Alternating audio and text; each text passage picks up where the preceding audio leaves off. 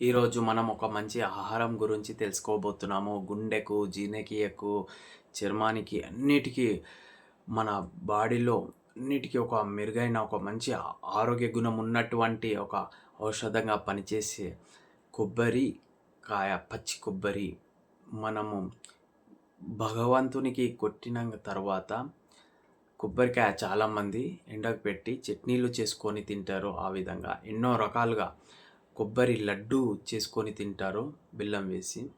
ఈ కొబ్బరి తినడం వల్ల గుండె ఆరోగ్యానికి మేలు చేస్తుంది, చర్మం కాంతివంతంగా ఉంచుతుంది, జీర్ణక్రియకైతే ఒక మంచి ఉపశమనం అని చెప్పుకోవచ్చు.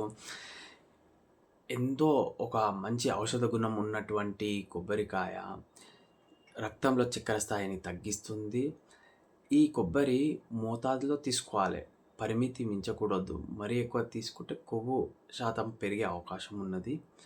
ముఖ్యంగా ఈ కొబ్బరికాయ పచ్చిది ఇది తినడం వల్ల చర్మం కాంతివంతంగా ఉంచుతుంది, ముడతలు బారకుండా మన జీర్ణక్రియకు బరువు ఎంతో ఒక బ్యాలెన్స్గా గుండె ఆరోగ్యానికి మేలు చేస్తుంది.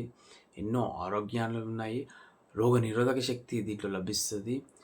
ఎన్నో మంచి ఒక ఔషధం అని చెప్పుకోవచ్చు ఈ కొబ్బరి తినడం వల్ల.